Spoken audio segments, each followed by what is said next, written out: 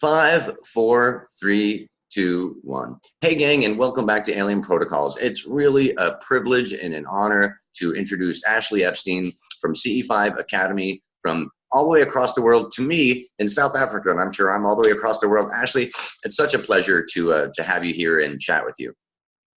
AP, it is such a pleasure to be here as well. Thank you so much for your time, and thank you for having me on the show. I really appreciate it. I know that we've been trying to connect and chat for a while, so I'm really happy that it's happening now. And I just want to say a big hello to all your subscribers, and I just want to tell all of them that they are subscribed to an amazing channel and to keep tuning in because we are doing amazing work together, and I'm very excited for the future. So thank you for having me. Really appreciate it. Thank you so much, Ashley. You know, early on when I was doing research about CE-5 groups around the world, I instantly gravitated to you and your message and your group and your clarity and, you know, your clarity of vision and just your spirit. You're completely dialed in as far as what I believe is the best kind of mentality to do CE-5 and the best kind of mentality for a human, you know, to be honest, because you radiate connectivity and love, and you're very practical and pragmatic, and people can look at you and say, wow, this guy is really a sane, you know, smart, savvy guy, and maybe he's onto something. And I think you open a lot of doors to a lot of possibilities, and skeptics who are on the edge, you're a really appealing character because of that. And I'm so delighted to find out, first of all, how you got started in all this. Thank you very much. I really appreciate your initial comments, and it is one of my highest passions. So I thank you so much for speaking so highly of us and the group and the work that we do. And I know that so thank you. How I got into the whole ET idea was that I had encounters and experiences since I was a little child. I, at those moments, obviously did not really realize or understand what those were. I think my first experience was when I was 6 years old. I was outside of my house with my mother and my cousin and my aunt. And that's the first time that I really learned about the word UFO. I'm actually from the island of Mauritius, so that was in French, and we were speaking French, and the French word is ovni, which translates to UFO. And that is the first time that I had ever heard of UFO, because we were actually observing one right there and then, and it was this cigar-shaped white object that was just chilling in the sky right there. And obviously thought, okay, it must be a plane or whatever, and I asked my mom, what is that? And, you know, my mom raised her shoulder and was like, must be a UFO, you know, and that's when I first heard the word. So I've been fascinated with UFOs since that time, and obviously growing up as a teenage boy, I had experiences that when we on the field today would recognize as encounters. However, back then I didn't really see them as that. I was like, oh, look at this funny star moving. Oh, that's fine. And then forget about it. And I think at around 17, the age of 17 or 18 years old, I had this very strong feeling of really questioning and asking myself, look, we are on this ball that we call the planet. We are going through this giant fireball that we call the sun, and that is a solar system. I understand there must be probably hundreds of millions of other solar systems out there. The statistical probability that we are not alone is huge. But clearly, if we were not, if we were not alone, my government would tell me. You know, I would be informed. We would all know that we are being visited. And so I left it at that, and it just really trusted my government and my society for telling me what was actually going on. And I think that in 2011, I think when I was 21, I came across a show called Ancient Aliens. I'm sure most of you are familiar with the show Ancient Aliens on the History Channel. And that really, that I saw just opened my eyes. Whoa! How could I have missed that? Could it possibly be the possibility that, yes, we have had contact in our ancient, and there could be a lot of verifications that can be done for that. So that really got hold of me and really prompted me to investigate. At that time, I was fortunate enough to not be working. I was studying, and I studied practical philosophy and metaphysics as well. So I was always very interested in the metaphysical aspect of life as well as consciousness. And at that moment, I came across a channel called Bashar, and he is channeled by a man called Daryl Anka. Yeah. And that really started my journey in self-discovery, self-empowerment, and self-growth, basically, in the sense that the information that came through that being really resonated with me to such a deep level that my entire life changed. I wouldn't say that it changed from the day to the next, but my main priority really became self-empowerment and self-development, and to be the best person I can be. And the only person I need to be is the person I was yesterday kind of mentality, if you see what I mean. So really that got me into the whole subject, and the fact that I was really getting my conscious education, so to speak, from a being that claimed to be an ET from the system society, really just reinforced a lot of things until I obviously came across Dr. Stephen Greer and the CE-5 initiative, which was 2 or 3 years later. And it just blew my mind. The fact that that has been developed, that there was a man that claimed that 20 years ago he developed certain protocols that he could consciously interact with these beings, just blew my mind. And I was like, yeah, okay, let's have a look. Just healthy skepticism. And I looked into it, and oh my God, it just blew my mind. And I was like, all right, it's happening. It's happening. And I remember the first time I had my first experience, conscious experience, I was going for a haircut to the mall nearby. And just before the haircut, I was slightly early, and I came across this little pop-up shop that was selling lasers. I was like, ooh, that's the exact same laser as Dr. Greer. And the other groups that do CE-5. So I just bought the laser, and immediately that night I came back, went on my roof, did a meditation, and had an experience thereafter, which I will always remember. It was truly amazing, and it definitely was quite scary. I'm not going to lie. The first experience I had was quite scary because I was obviously uneducated. I really didn't know what to expect, and when it happened, I was shocked that it actually was happening. And then obviously the thought came, but what if they just come and land? I'm not ready for physical contact. And that just really spooked me quite seriously, and immediately I just turned my head away and said, no, that is enough for today, thank you. And they left. And as the months continued, I continued to practice, and slowly but surely my energy, and I got used to the whole experience of making contact. And now we could say that the roles have turned, in the sense that it is me who is craving for the physical contact, or the closer contact, so to speak, and really understanding that in order to have more closer physical contact, one really needs to raise his frequency and vibration to a certain level so that it is visible and receivable on the other end, so to speak. So that is a wrap of a bit how my journey started. Wow. Well, it's such in the whole CE-5. Perfect kind of entrance into it, because it shows how you have to kind of be the change you want to see. You know what I mean? You have to lead by example. Absolutely. And I think absolutely, how you came into it is a really fascinating way. First of all, you got electrified by personal experience, and that usually is a great way to get the fire started in an experiencer. Absolutely. And then the fact that you went to the green, it was a green laser, correct? Yeah. Yes, the green lasers. You know, there's a weird thing. It was a green laser. There's a weird thing too about the green lasers and red lasers. A lot of people have talks about, you know, the red lasers do not work. Don't use them. They're not powerful enough to go through, you know, atmospheric conditions and things like that. But I found that it can work. But I think, you know, you've hit upon so many crucial points just in that little brief thing, especially about fear. Fear is a big, big, big issue with this topic. And absolutely. I'm someone who's grounded myself in love and trained myself not to be afraid by putting myself in our group. We do this as well, putting ourselves in frightful kind of situations, meditating alone in the dark in the basement, meditating alone in the dark in an attic, going out in the woods alone. And even now, still, though I find myself completely grounded, even this past weekend when I had a really cool experience, after a while after the experience, I was out there for like 2 hours, and it's pitch black in the forest, and I've got black bears and all these animals in the woods. And after a while, I started getting, for some strange reason, a sense of fear. And in my brain, it was based on black bears, because I've seen some very large black bears on our property. Yes. That'll, you know, very rational kind of fear. But at the same time, is it a rational fear? And maybe it's not. And I keep telling myself that, and I know that I've encountered bears in the woods before. And so I understand my own protocols and the own protocols of our group. But it's very much human nature, and you're battling eons of evolution in those moments. And you describe it well. You don't know if they're going to land. Am I prepared for it or not? And because they read your consciousness, they care about you, Ashley. And they're like, you know what? We introed Ashley. We met him before. We gave him the light before. Let's do this in steps. And it's really about steps.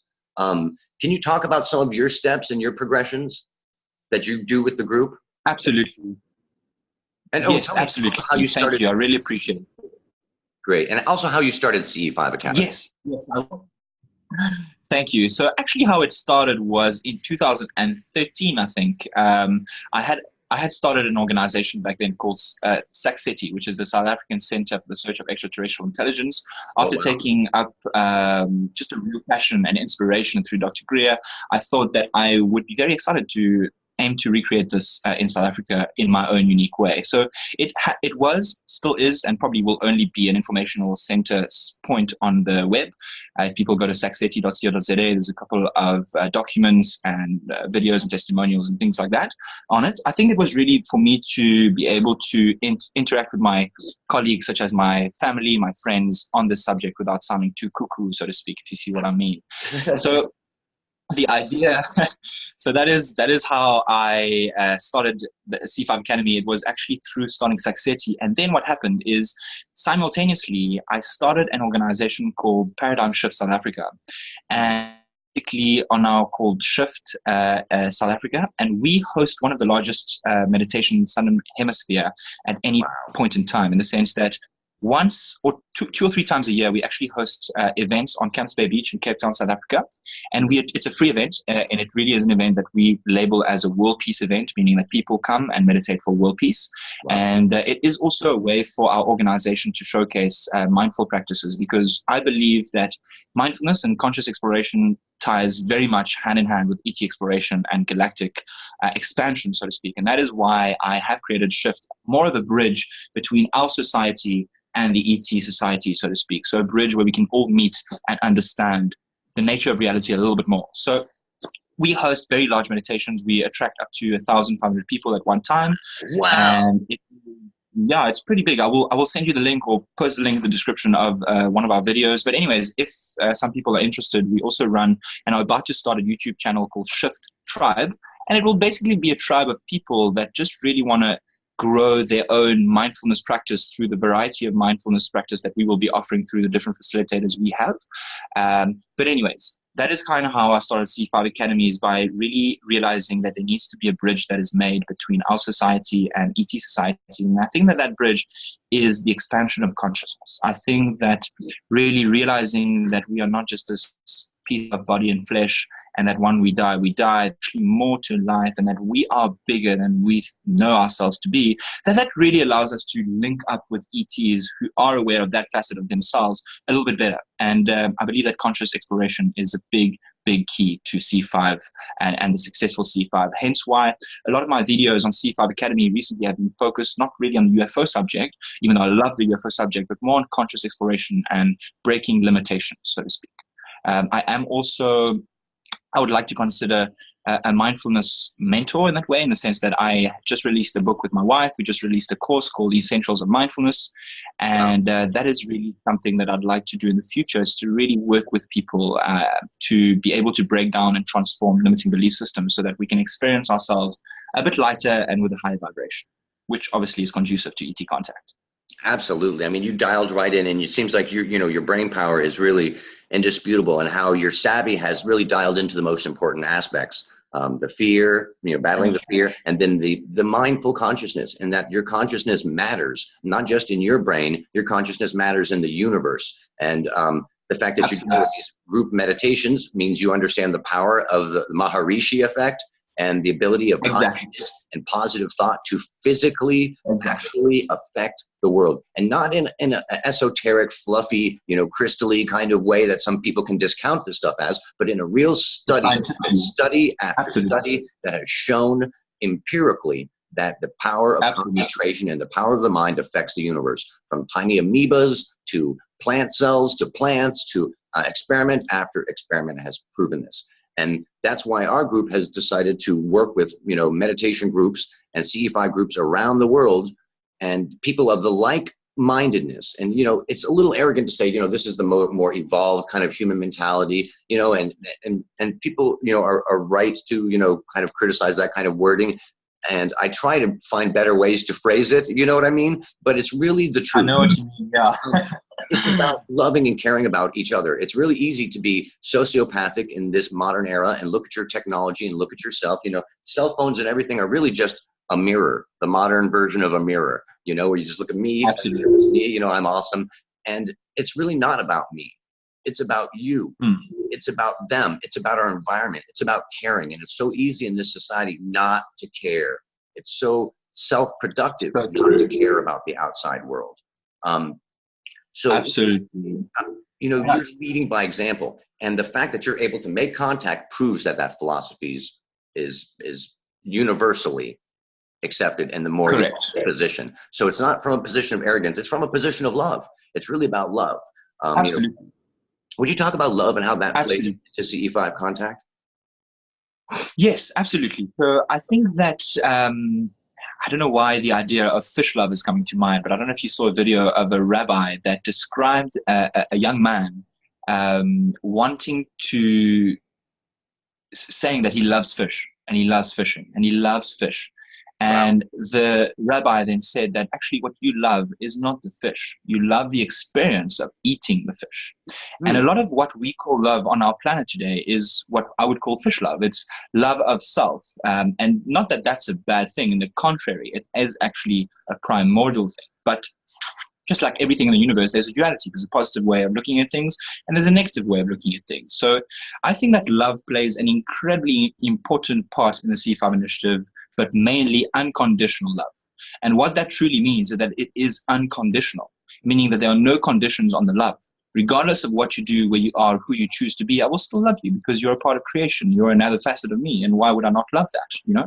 So the idea of love is very important, and the idea of unconditional love, and to practice unconditional love in our daily lives with our family and community, but mainly with ourselves. If we look at how we speak to ourselves most often than not, there's not much love there. And that's why speaking to ourselves and loving ourselves unconditionally regardless is crucial. And how we can do that is by realizing that it's all just an experience. It's all just a play. We are all players in this amazing game we call life. And the point of it is to experience, have fun, and grow.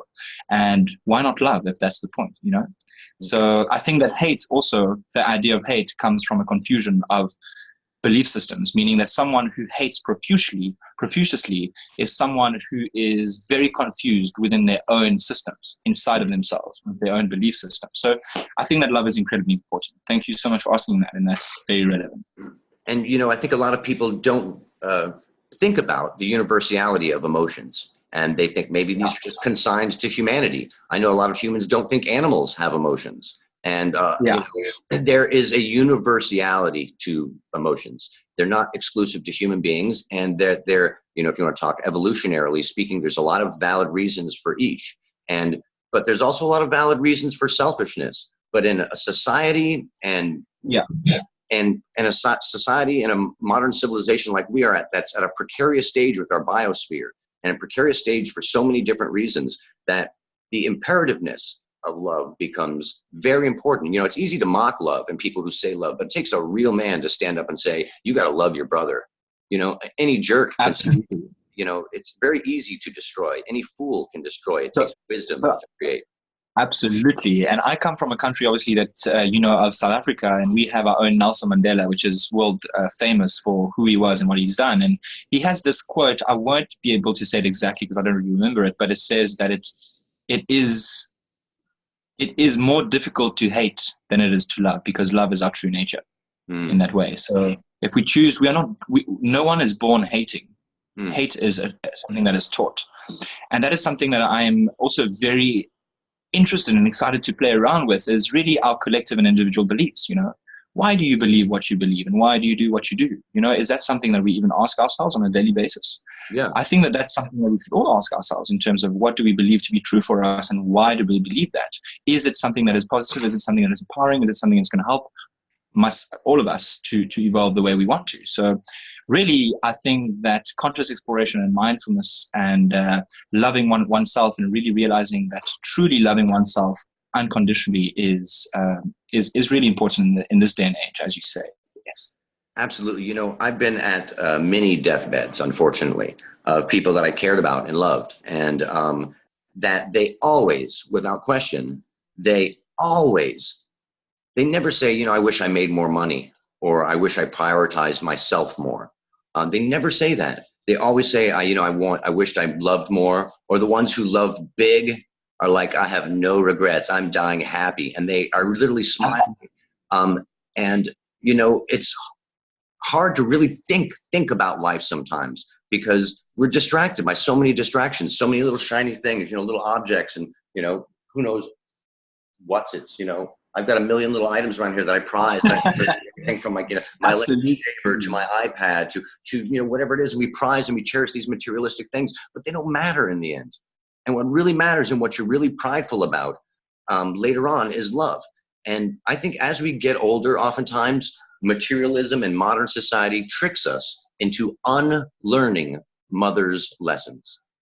And I think every child knows these things instinctually, but slowly over life in the materialistic society we live in, we kind of unlearn these natural lessons that are within our soul and our spirit.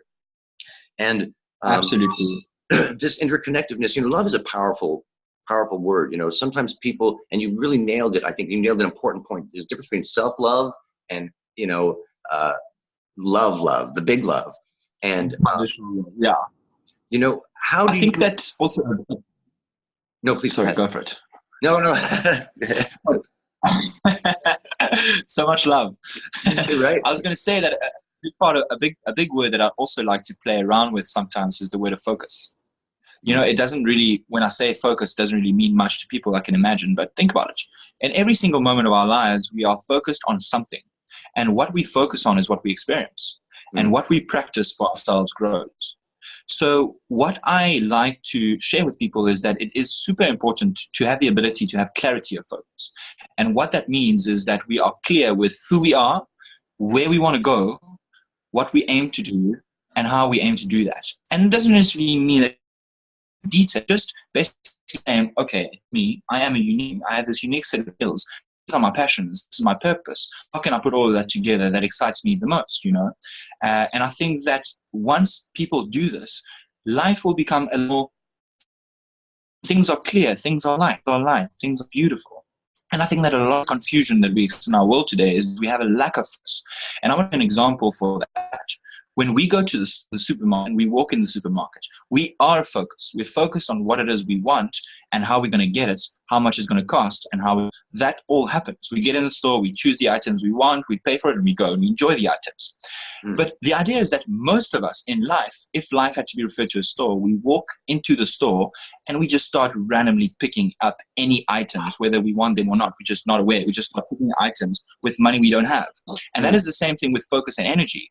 Every day, most of us will focus on ideas and things that are not of our preference. And we don't realize that when we do that, we amplify these ideas and we amplify that energy for ourselves. It doesn't mean that that energy is going to be amplified for everyone else, but particularly just for us, it will be amplified. So I think that clarity of focus is incredibly important, and that when oneself becomes very clear with oneself, then he is unmovable and unshakable because he knows who he is, and nothing nor no one can stop that or be a limitation in that. And I think that meditation and mindfulness just really helps a lot with that. So just thought I'd share that.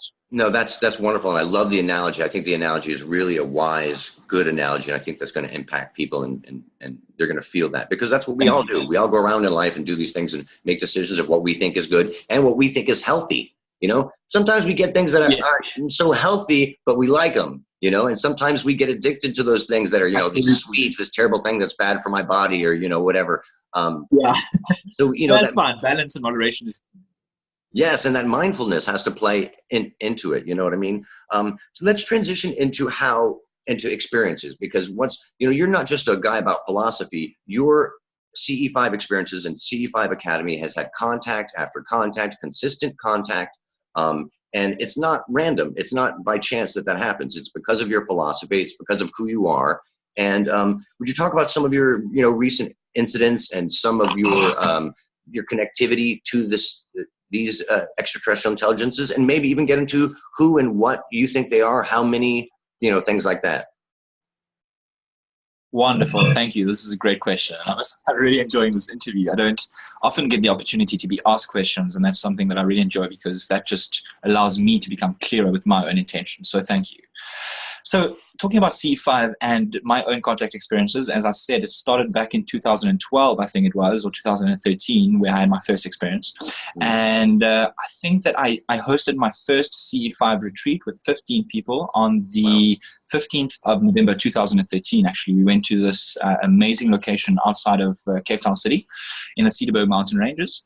And it was full moon at that time. We did make some contact. However, because that was my first experience, I believe that the group coherency and energy was not as high as it could be. We still experienced some amazing things.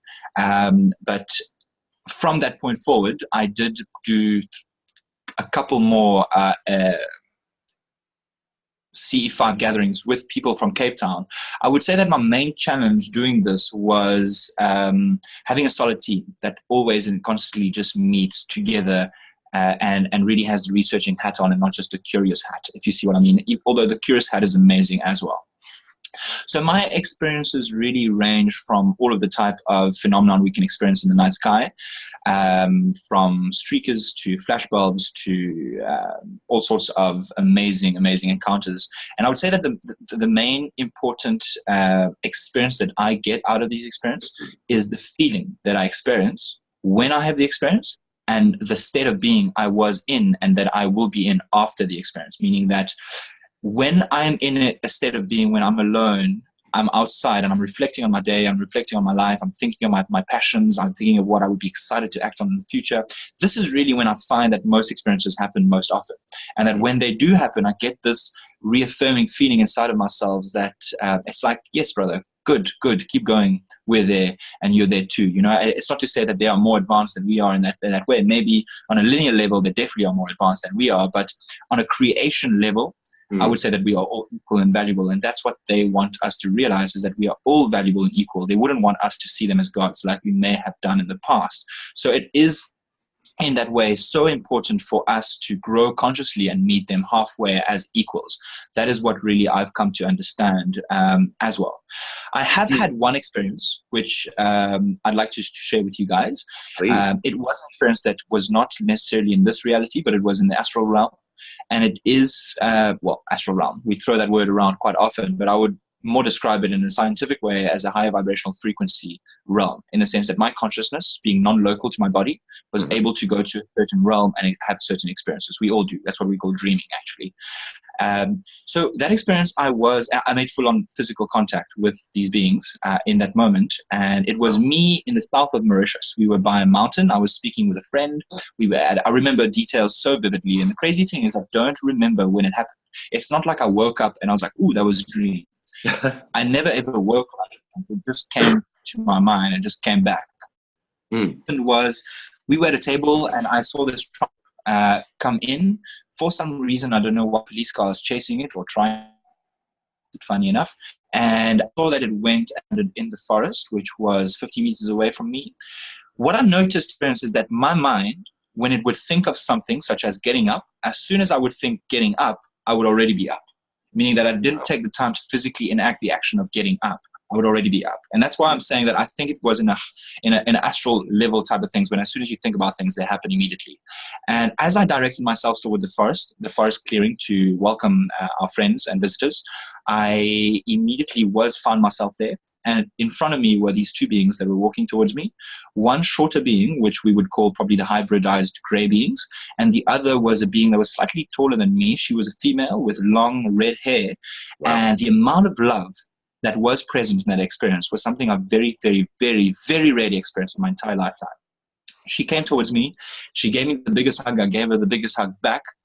It definitely felt like it was my sister in some way. And there was really a lot of unconditional love in that experience.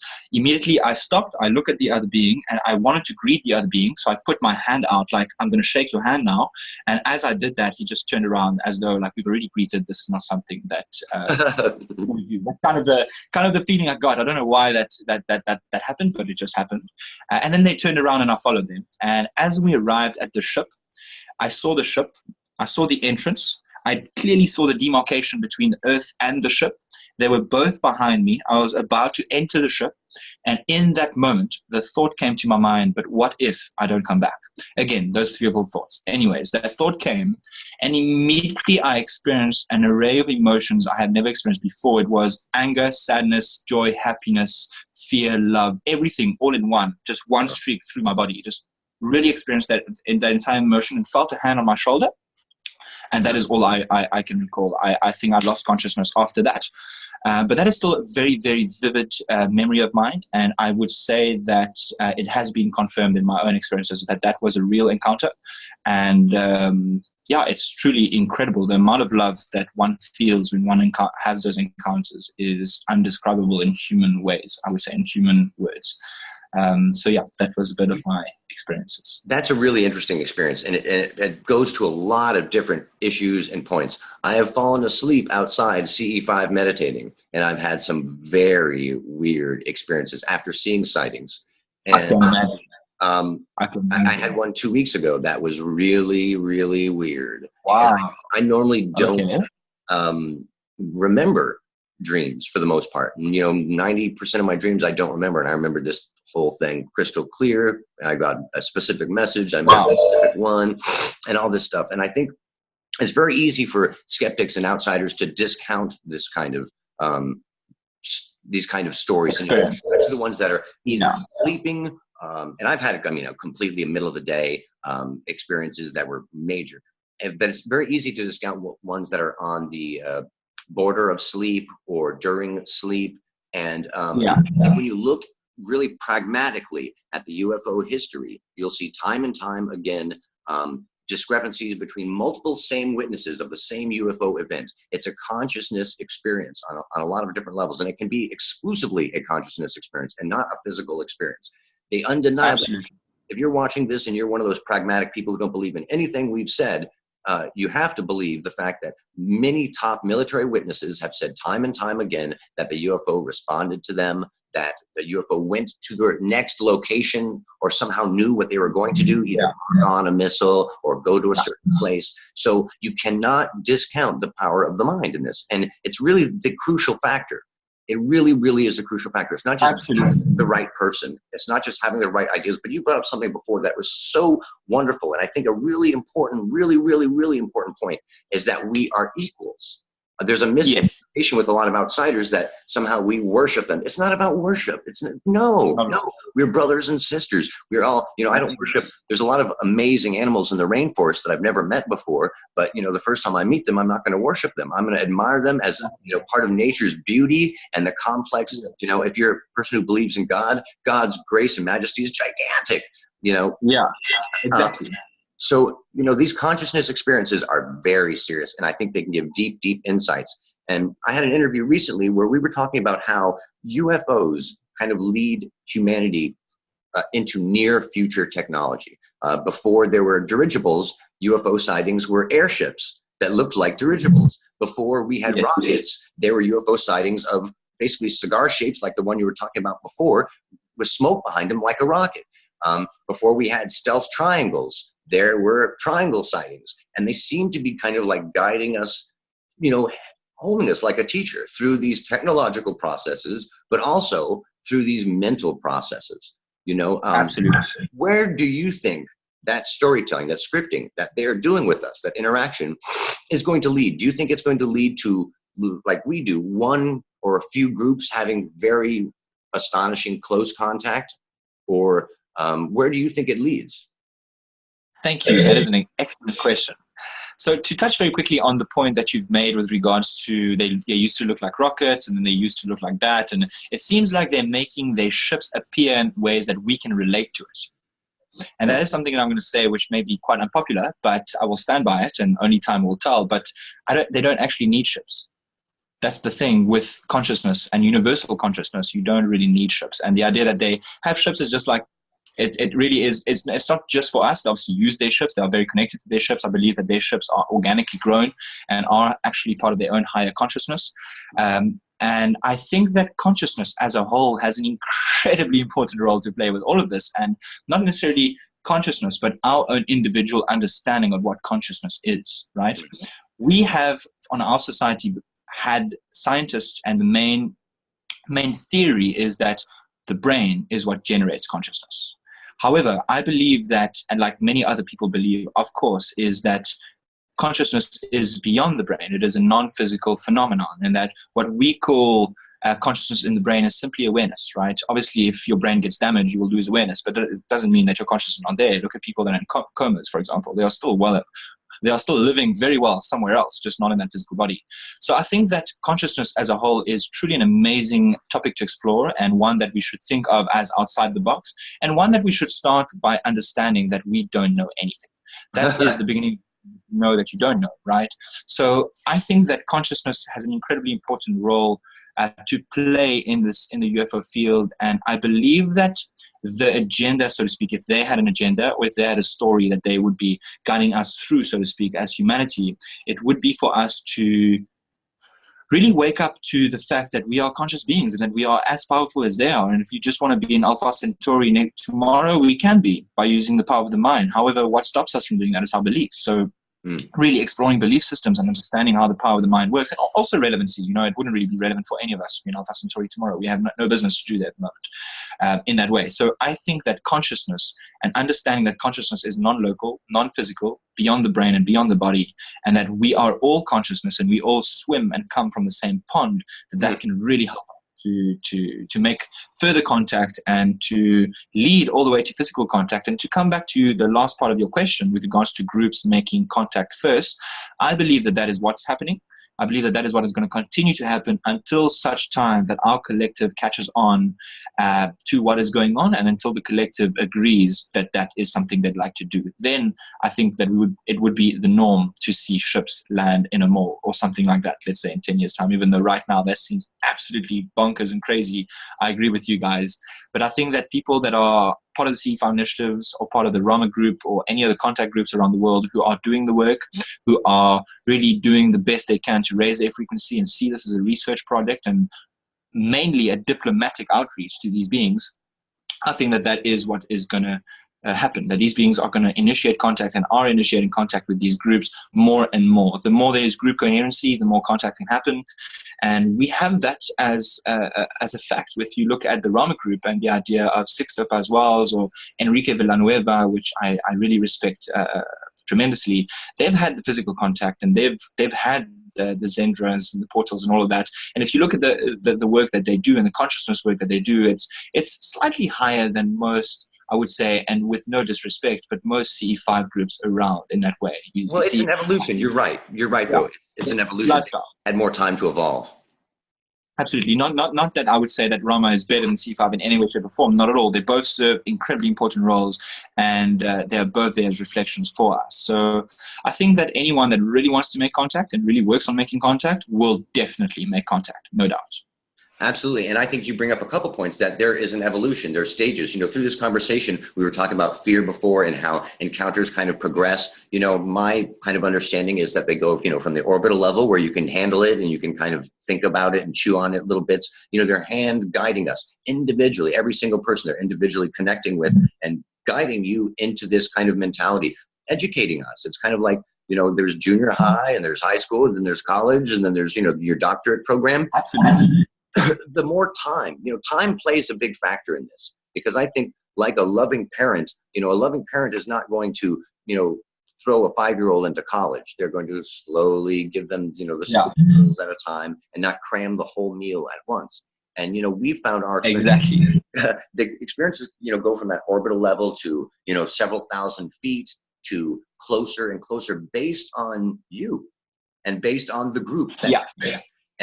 And it gets closer and closer and closer until it's ground level and weird stuff starts happening.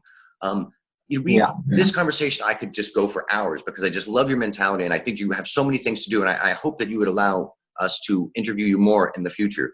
But please, I'd like to get into just a couple more, points really quickly. Go for it. But, sometimes within different groups and different CE-5 groups, there is fear. No matter how much you try and talk to your group members, you were speaking before how difficult it is to gather a strong group. How do you, help your members battle fear? By looking at belief systems that cause the fear. We will find that most often than not, belief systems that are causing the fear are actually not true and just simply ideas that one believes in the subconscious mind but is not actually true. So for me, for example, the idea, let's take an example of my own experience when I felt the fear initially. And again, fear is not a bad thing at all. Fear is simply, in my perspective, a messenger to tell us that we have a note that is out of tune with our own belief systems and our core true self. And so I think that The real fear is fear itself, so to speak. And the experience that I've had, for example, when I saw the beings and I got fearful that they could come and land on my roof and make physical contact, because obviously at the time I didn't know that, you know, they are so respectful and so loving that they would never ever think of doing something like that if you were not prepared or if you're not ready. At that time, I didn't know that. And clearly my mind and my beliefs were that if they do come, if they land and they come out of the ship, they will either abduct me and take me away and I'll never see my family or come back to Earth, or they will do this to me, or I won't be able to speak to them, or, you know, all of these different little ideas and beliefs, which are not actually true. They are simply ideas and reflection in my own consciousness, but they are not true. And that is how I think anyone can actually deal with any fears they have in their lives, is to ask themselves, what is the worst thing I think could happen in that situation? The belief will then come up and say, that is the worst thing that can happen. When that happens, one needs to be okay with that. One needs to be okay. Well, if that's the worst thing that can happen, I'm fine with that. I will still live. I will still live. I will still be who I am. That is fine. And once one acknowledges that, that belief will be gone and that fear will be far away. And that experience that you were fearing is even further away because you've embraced it and you've opened the flow to really receiving what is in your best interest. And that most often than not, when we attract things that are of our fears, it is for us to learn and grow. And that if we see it that way, then we can always benefit and grow from it. The thing is that we mustn't be afraid to feel the fear and go into the fear and see what's there, because only by doing that can we actually change the fear into another energy. Could be an energy of excitement. So most anxiety is actually the same energy as excitement, so to speak. So yeah, I think, guys, those are wonderful tools for people. You know, as Absolutely. we do this work, and you know, you're a you know, quote unquote leader. I don't like, you know, in my group, I don't think of myself as a leader. We're all equals, but you know, some people are, you know, we're all each other's teachers. You know, as a leader of a group, you know about negativity and how one negative person can affect an experience, or one scared person. And could you speak to the group mentalities and cultivating the right group and any of you know, that kind of, it's so crucial, and having the right group and constructing the right group. And it's not, you know, about selective, like you're a good person and you're a bad person, they don't like you. You know, it's not really about that. It's about, you know, love and caring and growing this kind of mentality, because we're not just going out with these small groups. We're ambassadors, you know, not just to our brothers and sisters there, but we're ambassadors to this mentality to other people on the planet. We're helping people every day by teaching them meditation, and by going to these events, they're reflecting. And that's such a great part of this whole process, is the love and the joy and the learning, you know, and not the destination, you know. So could you just speak to that group mentality a little bit, and cultivating that mentality as a quote unquote, you know, leader? Yes, thank you so much for saying that. I really appreciate it. And I would definitely say that you are by far an amazing leader too, and that I really respect you and your work. And I think that anyone who watches this and feels like they resonate with that they too are leaders. And I want you guys to really realize is that you're all leaders in your own way, because you're all unique. And that is what makes you amazing. So I think the group mentality that you're speaking of is not something I have truly mastered, to be very honest with you guys. It is something I'm still working and playing around with, of course. I'm sure no one has, actually. And that is something that we're working around. But I think that the main important idea with a group that does CE-5 is the intention and the group coherency. And the group coherency, we obviously hear that a lot in CE-5 communities. And I think that it is really important that everyone has the same intention, and that everyone is able to relate to each other in a conscious and logical way, in that way. Meaning that I wouldn't take someone that's never done CE-5 before with someone that is a serious researcher who wants to do it on a weekly basis. These are different experiences, and that's why I think that I kind of came up with CE-5 Light, CE-5 Medium, and CE-5 Advanced, where CE-5 Light are people that are just really want to have the experience, just to have the experience, and may just want to have the experience and not go any further, and leave it up to the researchers if they want to take it further. Then we have CE-5 Medium, who are researchers who love to do that, however don't really have all the time in the world to do it, and do it when they can.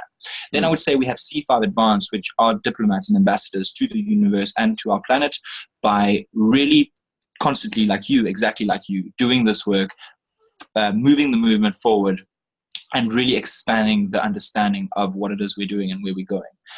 So I think that the best thing we can do as a group is to have group coherency through mindful practices, and especially a couple of meetings before one actually meets in the field. I think that it's always really good to solidify the intention outside of the field together, so that when we are in the field, we understand what's going on. Kind of like a rehearsal before you go and do a dance. We all meet, we rehearse, and then we do the dance. So something like that, and obviously preparations of fasting and raising your vibration as much as you can.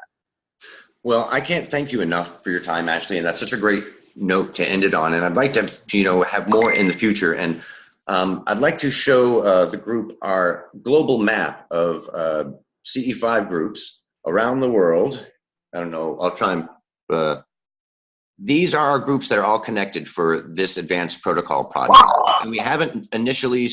We have over 200 different groups, and that we've contacted everyone, from, I always mention you and Mark for CE-5 Tokyo, incredible. Of course, Ashley Epstein and CE-5 Academy in South Africa, and Mike Merberg in Central Florida, and all these different groups. And we are hopefully going to do something historic in the near future.